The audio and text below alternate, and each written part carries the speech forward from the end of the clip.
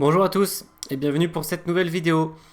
Alors, on repart du côté du championnat du monde des ordinateurs qui a lieu en ce moment sur internet. Donc c'est TCEC, Top Chess Engine Championship.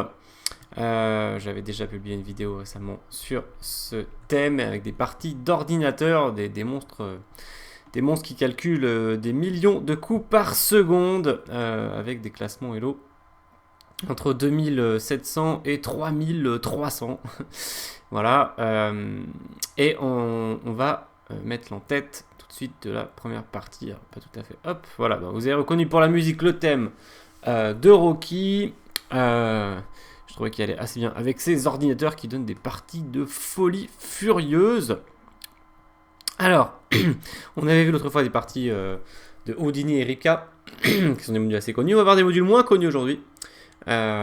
Sachant que pour l'instant, ils ont joué entre 17 et 18 rondes, ou plutôt les modules de tête ont entre 17 et 18 points, au coude à coude toujours en tête Komodo et Stockfish. Ils ont bientôt fini cette première phase de qualification en 24 rondes. 23 ou 24 rondes. Et donc ensuite, il y aura une deuxième phase avant la super finale qui aura probablement lieu au mois de décembre. On part du côté d'une partie Johnny contre Gaviota. Voilà, alors Johnny n'est pas un joueur. Johnny, pas de rapport avec Johnny Hector, le grand maître suédois. Et donc Johnny 8.1 contre Gaviota 1.01. Donc le module des blancs classé 3040 Elo. Et puis le module des noirs 2757. E4, C5, défense sicilienne, cavalier E2. Beaucoup d'ouvertures très curieuses dans ce championnat du monde. Ça fait plaisir à voir aussi. Plein d'ouvertures inhabituelles, totalement inhabituelles. Donc G6, D4. Là, cette position, on va dire qu'elle est tout petit peu répertoriée, mais plutôt avec le cavalier en F3 en général. Fou G7 et D5. Donc les blancs ne veulent pas prendre en C5. D6, C4, cavalier D7, et là cavalier EC3. Donc c'est une manœuvre assez connue, même si on la voit pas souvent. Plutôt que faire cavalier BC3 et peut-être pas trop savoir quoi faire avec le cavalier en E2, qui va devoir sans doute aller sur G3, une case où on voit qu'il est gêné par le pion en G6. Même si il y a des positions qui existent comme ça, avec souvent d'ailleurs du H5, H4, et puis le cavalier repart, et il fait des manœuvres, des fois même il passe par la case H1, F3, cavalier F2. Tout ça c'est répertorié, mais pour éviter tout ça, justement, ici cavalier EC3, avec l'idée de développer le fou, puis faire cavalier D2, avoir un développement plus harmonieux et un bon contrôle du pion E4.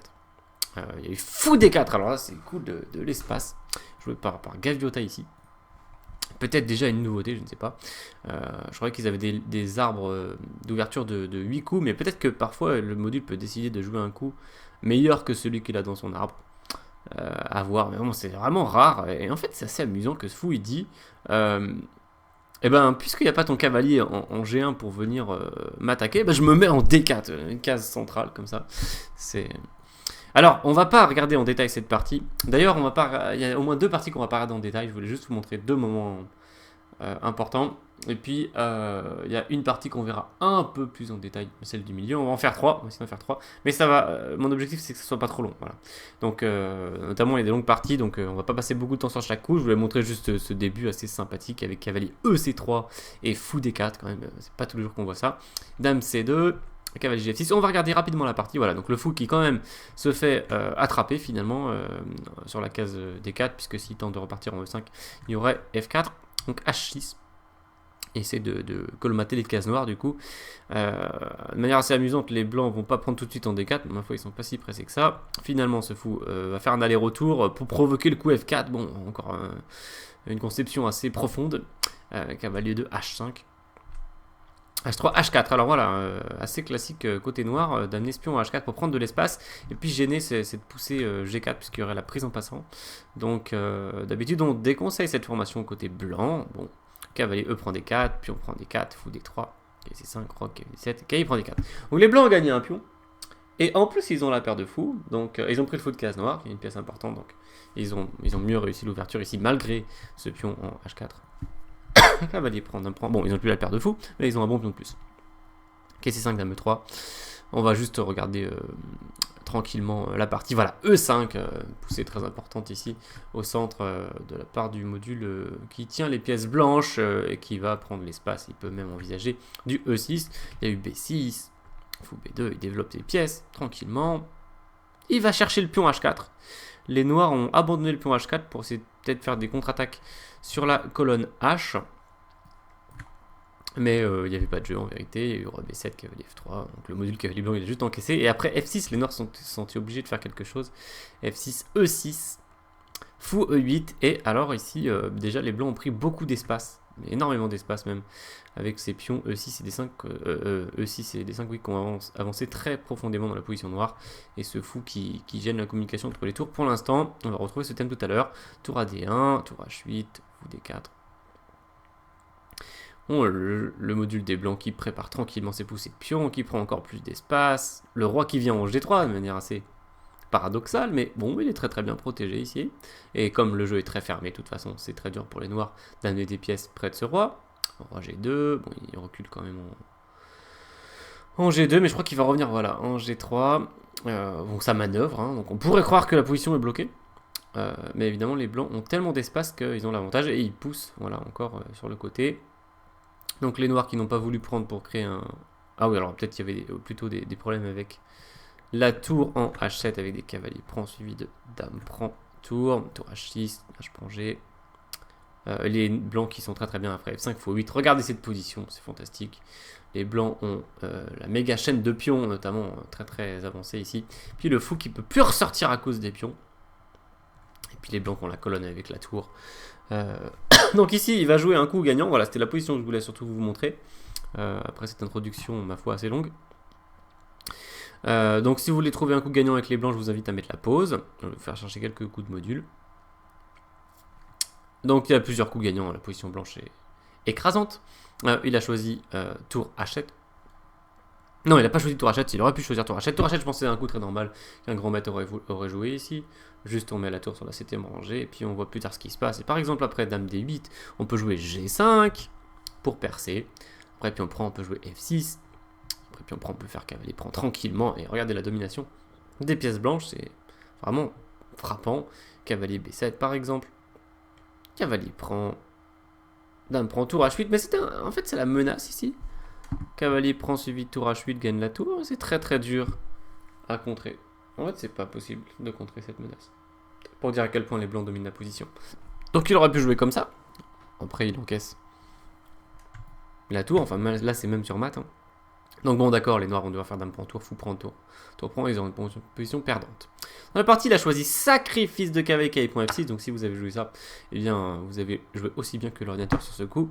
Et donc c'est aussi un très bon coup positionnel. On va donner une pièce contre 2 pions, un thème assez classique des échecs, et on récupère ici 3 pions passés liés. En plus, ils sont déjà très avancés, donc ils vont potentiellement très facilement avancer, et c'est écrasant. Alors on va juste voir la fin de cette partie. Il y a eu fou C6, alors c'était assez intéressant ce qui s'est passé, puisque les noirs ont dit, bon, je sacrifie au moins un fou pour essayer d'atteindre ce roi, qui peut-être peut devenir un peu faible après un coup comme...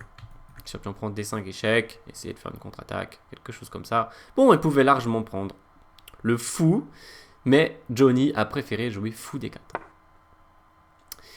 Juste, il lui dit, ben, fais ce que tu veux, mais de toute façon, moi je vais faire F6 en gros, et ça va faire très très mal.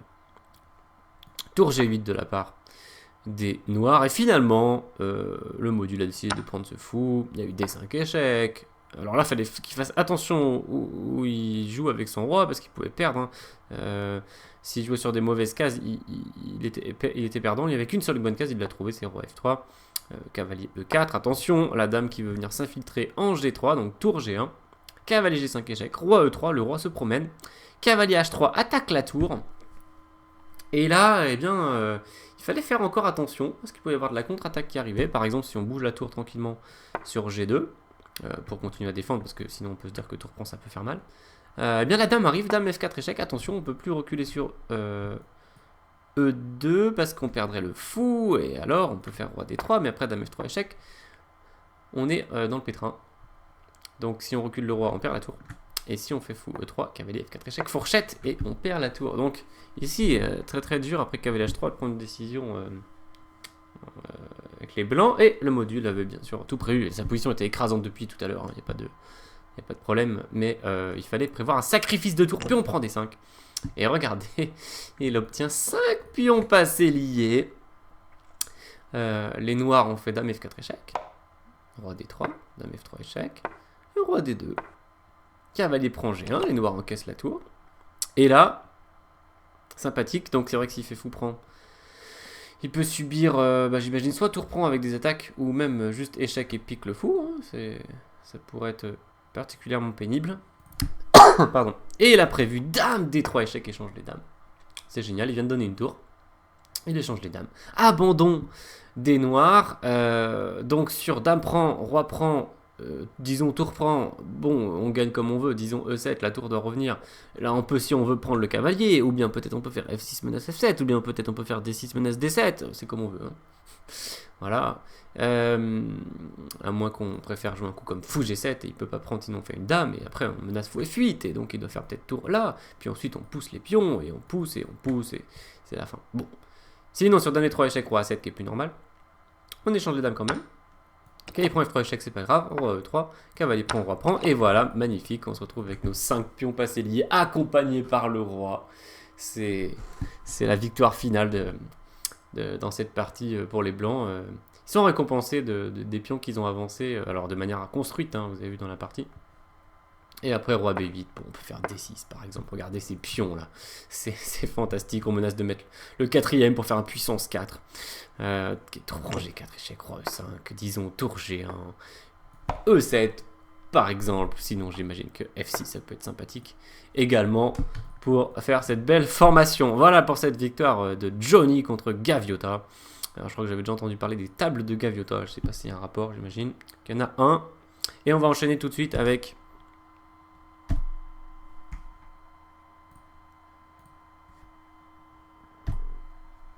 une partie d'un module qui s'appelle Texel. Et alors je vous ai récupéré le petit logo pour l'effort qu'il a produit dans cette partie, ce module. Voilà son petit logo Texel, car les modules ont des petits logos, chacun a le sien.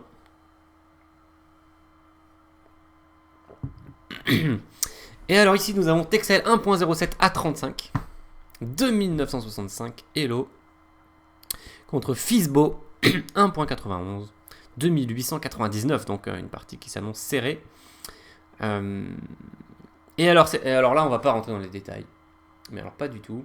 Je vais juste montrer quelques petites variantes, mais surtout ce qui est frappant dans cette partie, c'est le combat colossal entre les deux et la persévérance en fait. Alors ça fait bizarre d'utiliser des mots comme effort, comme persévérance pour des ordinateurs, mais voilà, il y a une dimension particulière dans ces parties d'ordinateur. À force d'essayer de programmer les ordinateurs du mieux possible pendant bien plusieurs dizaines d'années, finalement, on a atteint un point où les ordinateurs arrivent à produire des choses qui sont qui peuvent qu'on peut trouver belles, et qu'on peut trouver des idées profondes, on peut être charmé par des coups d'ordinateur, c'est fantastique. Si on pense aux premiers ordinateurs, beaucoup de chemin a été parcouru depuis. Allez, on est parti pour ce combat de titan entre Texel et Fisbo. Cavalier F3 D5 C4, une partie Réti E6 D4, et on retombe dans un gambit dame refusé. C3 D prend C4. Alors là, on va aller dans la variante de Vienne, la viennoise, je pense que c'est une viennoise, ou peut-être c'est plutôt le gambit de Vienne en cas de non, mais ici, fou B4, c'est normal. Fou G5, C5. Voilà, bon, je connais pas exactement la théorie de cette variante. Les noirs contre-attaquent sur le centre, plutôt que par exemple jouer un coup comme B5, qui est répertorié par la théorie également, qui s'accroche au pion. Bon, ça continue A4, C6, E5, H6. Et on ne perd pas la pièce, ça continue, bon, il y a de la théorie. Mais voilà, C5 qui attaque plutôt le centre. Les blancs récupèrent leur pion, les noirs prennent en D4 pour casser le centre blanc. Cavalier prend, dame A5. Tout ça est très connu de la théorie de ce gambit viennois, ou plutôt de cette ragozine viennoise, je ne sais pas exactement les noms. Hein. Des fois même il y a des débats sur les noms. Bon. Okay, la dame qui vient appuyer l'attaque du fou sur C3, et aussi elle attaque le fou en G5, fou prend F6, fou prend C3, échec, puis on prend C3, dame prend C3, échec intermédiaire, roi F1. Bon, alors là, je dois dire que je suis frappé par le coup roi F1, sur dame prend C4, échec. Okay, je vois que c'est une théorie, que dame prend C4, échec, c'est censé être mauvais à côté roi G1. Ah, c'est génial, l'idée sur G prend, c'est faire tour C1, et regardez, tac, on va piquer le fou, et même on va piquer la tour dans la foulée. Bon, c'était pas mal de parler de cette variante parce que j'avais oublié ça en préparant la partie. G prend F6. Du coup, les noirs ne prennent pas le fou en C4. Dans la partie, G prend F6, tour C1. Protège au passage, attaque la dame. Dame vient en A5. Et donc, ici, voilà, je crois que c'est le gambit viennois parce que les noirs ont un pion d'avance et les blancs ont beaucoup de jeux. D'accord, les noirs ont développé seulement la dame, donc ils ont encore le roi au centre. Les blancs ont vraiment des pièces actives ici, il n'y a que la tour H1 qui est plus dure à activer. Et certes, le roi est en F1, mais si vous remarquez bien, il est quand même très très bien sécurisé. Et donc G3 pour le mettre en G2, et après sortir la tour H1. Et c'est vrai que je ne saurais trop recommander de jouer cette variante avec les noirs, à part si vous la connaissez très très bien, car c'est très dangereux. Donc, petit roc de la part des noirs. Le roi au moins essaie de se cacher. Roi G2, tour D8, clouage. Hein, donc il y a des petites menaces de E5 qui peuvent arriver. Il n'y aurait pas dame échec parce que le fou couvrirait. Et alors bon, fou B5. Ne me demandez pas tous les détails. Il y a eu le cavalier D7, cette position peut-être déjà un peu moins connue de la théorie. Sur E5, que se passe-t-il? Excellente question. Ah bah tour prend C8. Heureusement que je peux trouver la réponse assez facilement. Donc avec les détours prend dame G4 échec. Voilà, on avait parlé de cette case en G4. Et là on fait une double attaque. Donc fou B5. Cavalier D7. Développant. Dame G4 échec, roi F8, dame F4. Et perturbe le développement noir parce que les noirs sont coincés ici et le cavalier doit protéger pion. A noter que sur la fourchette, il doit y avoir dame échec par exemple. Il suffit de cavalier F5 et ça peut être mortel. Roi G7 protège. Tour HD1. Voilà, les blancs ont fini leur développement. On peut pas dire autant des noirs. Les noirs qui sont en position délicate. Il joue cavalier F5. Et alors là, il va y avoir une séquence très sympathique de la part de Texel. Ce module qui tient les pièces blanches. Il va jouer un coup pas du tout humain. Vous pouvez essayer de le trouver si vous voulez mettre la pause pour chercher ce coup. Donc il a joué tour C5. Pas du tout facile de s'auto-clouer le fou comme ça. En plus, c'est pas comme si on menaçait une découverte avec le fou. Auto-clouage. Alors on va voir l'idée sur A6. Par exemple, quelle est l'idée des blancs? Pourquoi s'auto-clouer et puis potentiellement perdre un fou par ce clouage? Parce que si on bouge le fou, on perd la tour. Et là, c'est tour prend E5. Et après, pion prend dame échec. Roi F8, vous allez me dire, mais ta double attaque n'a pas marché puisque je protège ma tour. Et bien là, l'idée, c'était pas la double attaque, et je vous invite à mettre la pause pour trouver le coup gagnant des blancs. Alors, ça fait plaisir cette position. Les 4 pièces blanches à l'attaque, et un cavalier F5. Coup fatal. Voilà, on attaque la tour et on menace aussi un mat en un coup. Dame G7 mat, car le fou en B5 fait un super job en prenant la case E8 et le cavalier prenant la case E7. Donc sur tour prend D1, c'est un mat en un coup. Hein. Dame G7 mat. Puis sur pion prend F5 et forcé, tour prend D8. Regardez, le roi noir n'a plus de cases. Les noirs doivent donner leur dame et évidemment après ils ont une position complètement perdante. Donc voilà l'idée de tour C5. Sur A6, tour prend E5. Donc bien sûr le module Fisbo s'en rend compte, il joue cavalier G6, attaque la dame en intermédiaire. Et Texel joue dame C1, maintenant il protège sa tour, du coup le fou n'est plus cloué. Bizarrement, Fisbo joue quand même A6. Cela dit, s'il jouait dame B6, qui est un coup tout à fait normal, il y avait tour H5, et là on voit aussi une des pointes de tour C5, c'est passé sur la colonne H et menacé dame H6, et ça peut faire beaucoup de dégâts. Apparemment, cette position est gagnante pour les blancs. Pardon. Donc il a choisi A6 quand même. Et là, fou D7, attaque la dame, mais attaque aussi le fou en C8. Fou C8 qui est perdu. Après, c'est triple attaque, avec la jolie manœuvre dame C1, là, qui vient appuyer sur le fou en C8. Il y a eu dame B4, A3 intermédiaire, dame B6, et fou prend C8. Voilà, donc là, on pourrait se dire les blancs ont gagné une pièce, mais la variante tactique n'est pas terminée. Les noirs vont contrer. Et ils vont rester avec une qualité de moins. Mais comme ils avaient un pion de plus, rappelez-vous, c'était un gambit, ça va leur faire un pion pour la qualité. Donc il y a eu tour prend D4. Bon, on aurait pu faire tour à prend C8, mais c'était une moins bonne version. Donc tour prend D4, tour prend C8, voilà, c'est l'idée. Hein. On dévie la tour et on veut piquer la tour en D4. Tour prend C8, dame prend D4. Voilà. Alors, nous obtenons une finale atypique, où les blancs, bien sûr, ont l'avantage, mais c'est pas facile à convertir, loin de là. Donc il y a un pion pour la qualité, et il y a 2 pions contre 1, côté L-Dame, pour les noirs. Le roi est bien protégé, ça va être assez dur de l'atteindre avec la protection du cavalier et des pions. Donc dur pour les blancs ici de trouver une brèche dans la position noire. Et alors le combat, donc là on est au coup numéro 25, simplement, 25 coups ont été joués. Et le combat commence à peine, finalement. Alors, on y va. Dame E3. Propose l'échange des dames. Alors, effectivement, en cas d'échange des dames, malgré, voilà, regardez, hein, malgré les pions doublés, probablement aussi, c'est difficile pour le noir d'obtenir la position parce que le cavalier a beaucoup de mal à agir sur les 2 ailes en même temps. Donc, déjà, on voit que le pion, il y a au moins un pion qui va tomber. Et puis, même, probablement, l'autre pourrait tomber dans la foulée parce que le cavalier va essayer de venir le défendre, mais la tour pourrait attaquer à la fois en même temps. À la fois le cavalier et le pion, et peut-être même se retrouver avec un pion passé ensuite. Donc, les 2 modules ont jugé que l'échange des dames était favorable aux blancs, et les noirs ont joué dame D1, voilà. On conseille de garder les pièces si on est en situation défavorable, et donc les noirs gardent leurs dames, assez logiquement. F4, qui est un coup compromettant, parce que on fragilise le roi pour très longtemps, hein, sur la 2e rangée ici. Mais bon, il a jugé que c'était bien, et ça l'obligeait à faire attention. Et en même temps, il faut faire quelque chose pour progresser ici si on veut gagner avec les blancs. Donc F4, H5, H4, dame D6. Alors là, voilà, on va aller vite. Hein. Tour C3, il revient en défense. B5, candidat en avant, si vous avez suivi certaines autres vidéos. Pion candidat en avant, hein. Donc par exemple, si on joue l'autre pion, c'est pas malin, puisque potentiellement, après A4, on peut se retrouver arriéré avec le pion B et ne plus pouvoir faire un pion passé. Donc B5, dame D3. Propose l'échange de dames de nouveau, refuser de nouveau, repropose, refuser. Ça répète. Les blancs vont-ils prendre la nulle? Pas du tout. Dame D7, infiltration. B4, attention. Tour B3, clouage. Dame C5. Alors, menace. Dame C2, attention.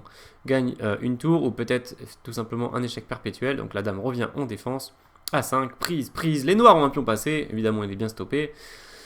Dame D2 et il va être dévoré. E5, F5, cavalier E7. Tour prend BK, donc les blancs progressent.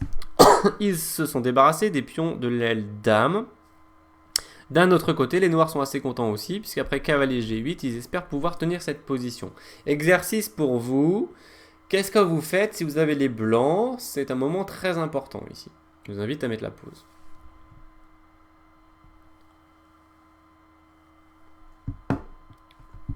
Alors, si vous avez trouvé le coup qui était joué dans la partie, 40e coup ici, G4, bien joué. Vous avez compris que sinon la position risquait de se bloquer définitivement. Si on joue un coup neutre comme tour B3, cavalier H6 verrouille la case en G4. Et là, ça va être très dur probablement pour les blancs de gagner la partie. Je ne sais pas si c'est possible de la gagner. Probablement, c'est une forteresse côté noir. Imprenable.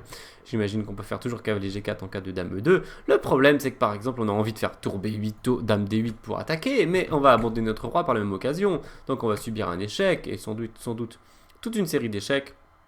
Et ça peut être très délicat. Les noirs, bien sûr, vont se positionner pour contrer ces coups. Les blancs, c'est pas comme s'ils pouvaient jouer les 2 coups à la suite. Les noirs peuvent jouer des coups comme dame C4 pour pressuriser le pion en E4. Essayer d'accéder à la case E2 pour faire un perpétuel si la dame s'en va, par exemple, sur la case G4. Et les cases E1, E2. Voilà. Donc, probablement ici, c'est un match nul. Donc, très bien joué de la part de Texel. G4. Pion prend. Crée un pion passé par la même occasion. même si les noirs aussi en ont récupéré en G4, mais il est beaucoup moins dangereux potentiellement. Tour B3, dame A7, dame E3. Alors là, ça va manœuvrer, mais vraiment dur. Hein. On va pas étudier les coups, on va juste montrer. Dame A1. Donc regardez la tour blanche qui essaie de pressuriser le pion F6, mais qui est protégée par le cavalier. Cavalier va en H6. Le problème que les blancs ont ici, c'est que leur roi est très faible. Comme j'ai dit tout à l'heure, mais c'est encore pire maintenant. Le roi peut même pas se cacher derrière un pion, pion G tout à l'heure. Il pouvait au moins l'utiliser comme protection. Là, il peut pas se cacher. Donc la dame ou la tour, au moins une des deux, doivent rester à la défense. Et pour cette raison-là, je pense que cette position est objectivement nulle. On va voir maintenant comment vont jouer les modules dans cette partie. On est au 65e coup. Voilà, alors ici, il y a eu une vingtaine de coups, un peu plus d'une vingtaine de coups depuis... Ah non, il y a eu H prend G, ouais. C'était à quel moment G4? Si, c'était ça, oui. C'était il y a 25 coups que G4 H prend G a eu lieu, donc vous savez qu'il y a une règle qui s'appelle la règle des 50 coups, qui explique qu'aux échecs, si pendant 50 coups consécutifs, donc des blancs et des noirs, il n'y a pas de pion qui avance et il n'y a aucune prise, le joueur peut réclamer le match nul. Et donc ici, ça fait déjà 26 coups que la dernière prise a eu lieu, c'était H prend G, ou le dernier mouvement de pion. Et donc, le Texel se dit, bon, bah c'est temps de remettre ce compteur à 0 et joue H5. Dame B1, bon, ça change rien à la position H5, hein, fondamentalement, donc ça manœuvre. Sans progresser. Hein. Les noirs ont obtenu une position très très solide, ce qu'on appelle une forteresse. Et alors, ce qui est sympathique dans les parties de modules, c'est que avant, par exemple, les modules, quand ils avaient des positions comme ça, ils tournaient en rond. Mais vraiment, ils tournaient en rond et ils faisaient rien. Et ça faisait la règle des 50 coups, par exemple. Maintenant, ils ont atteint un niveau d'expertise qui fait qu'ils gèrent la règle des 50 coups, qu'ils font attention, et aussi, de manière assez étonnante, et on peut être surpris de ça, c'est que les ordinateurs maintenant arrivent un peu je vais pas dire à réfléchir comme un humain, mais à produire quelque chose qui ressemble à un raisonnement d'humain, en tout cas. On peut croire que c'est comme si c'est un humain qui joue la partie, c'est-à-dire qu'il va essayer des choses pour gagner la partie. Contrairement, voilà, c'est vraiment une différence par rapport à avant, où il tournait en rond, sans rien faire d'intéressant. Alors là, il n'a pas fait grand chose d'intéressant, mais il va essayer quand même. Tour C6 attaque le pion. Dame D8, tour C3, dame A8, tour A3. Dame B7. Il veut essayer de franchir cette forteresse, c'est assez dur. Et bizarrement, alors il faut savoir que c'est une cadence de 1 heure plus 10 secondes par coup. Sauf erreur de ma part. Et bon, à un moment, il manque de temps hein, aussi, hein, même ces modules, même avec 10 secondes par coup. Et bon, bah, il y a une petite pression à la pendule, un peu comme du jeu pratique, un peu comme des parties de tournoi d'humains. Et les noirs craquent. Voilà, j'aime bien parce que ça reproduit ce qu'on trouve dans les parties de joueurs humains. Très souvent, on trouve ce genre de situation, c'est-à-dire qu'un joueur est sous pression à la position, sous pression à la pendule, et il est poussé à la faute, et souvent il peut craquer. Et ben là, Fisbo, qui a plutôt franchement bien défendu depuis tout à l'heure, et bien il craque, il joue dame B2. En plus, c'est typiquement un craquage qu'un joueur aurait pu faire, parce qu'on active la dame, on se dit, bon, quand même, je suis pas loin du roi blanc, et j'ai pas de problème. Et il se prend tour C6. Et là, il est embêté. Et on va voir après pourquoi. Donc roi G7 protège le pion, et je vous invite à mettre la pause pour trouver le coup de Texel. Et bien sûr, il ne rate pas l'occasion de casser la forteresse avec tour prend F6, sacrifice de la tour, roi prend, dame prend échec, roi E7, et il se retrouve avec un pion passé plus dangereux, voilà, que le pion en G4 qui peut être dévoré à tout moment par le roi, ou la dame d'ailleurs. Bon, ça va encore nécessiter énormément de travail. Mais pour revenir au moment important où les noirs ont craqué en jouant dame B2, il fallait jouer dame A8. Et bon, on empêche tour C6. Et probablement, cette position est objectivement nulle. J'ai pas creusé la question, parce que ça prendrait vraiment très longtemps pour en être sûr. Mais, et encore, je sais pas si on peut en être sûr, pour se rapprocher de la vérité en tout cas. Mais, je pense que simplement c'est nul. Il y a eu Dame B2 craquage, Tour C6, Roi G7, Tour prend F6 bon coup, Roi prend, Dame prend H6 échec, Roi E7, Dame G5 échec, Roi F8, Dame D8 échec, Roi G7. Et là, H6 échec, très joli coup. Il y a eu Roi H7. Bon, bien sûr, sur Roi prend, il y avait Dame échec, voilà, Dame H4 mat. H6 échec, Roi H7, seul coup. Dame 8, il s'approche. Oui, intéressant de noter qu'il n'ait pas joué Dame F8 ici. Je suppose que la Dame noire pouvait revenir d'une manière ou d'une autre. Dame A2, protège le pion. Et Dame E7. Fantastique parce qu'il aurait pu prendre le pion E5. Je peux dire quand même que c'est un coup normal. Mais non, il préfère Dame E7. Bien joué. Roi prend. Alors, il menace peut-être, mais je ne suis pas complètement sûr de ce qu'il menace ici. Peut-être il menace Dame F6, mais à vérifier. Bon, Roi prend H6. En tout cas, les noirs se débarrassent de ce pion. Bonne nouvelle. Dame H4, échec, Roi G7, Dame prend G4, échec, Roi F8. Bon, là, on pourrait se dire quand même, c'est juste une finale de Dame avec 2 pions contre 2. Qu'est-ce qui va se passer de spécial? C'est loin d'être fini, cette histoire. Pion F6, joli coup. Et il veut venir faire Dame G7, échec. Et la Dame noire, très mal placée là-bas. Elle revient. Échec. Roi 8. Notez que la finale était mauvaise pour les blancs, bien sûr. Roi H4. Dame D6. Dame G8, échec, Dame F8. Bon, les noirs tiennent pour l'instant. Mais Dame G5. Et là, génial. Les noirs décident de donner le pion E5. Parce qu'en fait, effectivement, s'ils font Dame D6 pour le protéger, après Dame F5, ils vont se retrouver en zugzwang.